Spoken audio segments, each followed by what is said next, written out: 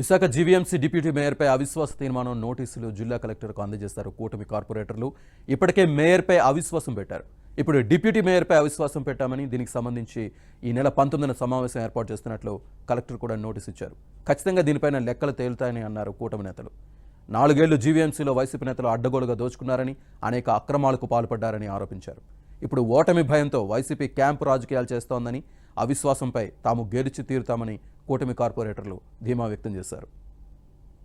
నగర మేయర్ మీద అలాగే డిప్యూటీ మేయర్ల మీద కూటమి కార్పొరేటర్లు, తెలుగుదేశం పార్టీ, జనసేన, బీజేపీ కార్పొరేటర్లు అందరం కూడా 10 రోజుల క్రితం మేయర్ మీద అవిశ్వాస తీర్మానం గురించి జిల్లా కలెక్టర్ గారికి వినతి సమర్పించడం అయింది.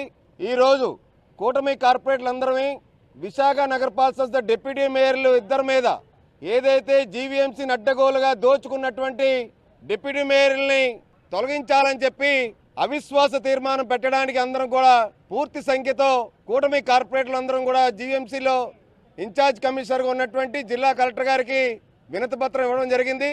కార్పొరేషన్లో వైసీపీ ప్రభుత్వం వచ్చిన తర్వాత మేయర్ గొలగాని హరి వెంకట కుమార్ గారు కానీ, వాళ్ళ డిప్యూటీ మేయర్లు శ్రీధర్ కానీ, సతీష్ కానీ, వాళ్ళ అడ్డుగోడగా జైలు రోడ్ దగ్గర ఫుడ్ కోర్ట్ కానీ, కోస్టల్ ఆర్డర్ నుంచి విశాలాక్షి నగర్ వరకు ఉన్న ఫుడ్ కోర్టులు కానీ ఎన్ని కోట్లు తిన్నారు.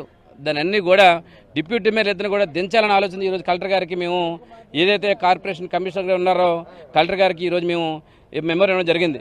వాళ్ళ మీద అనేకమైన అభియోగాలు ఉన్నాయి, అనేకమైన దోపిడీలు ఉన్నాయి. ఫుడ్ కోర్టుల విషయంలో కోట్లాది రూపాయలు కుంభకోణం జరిగింది.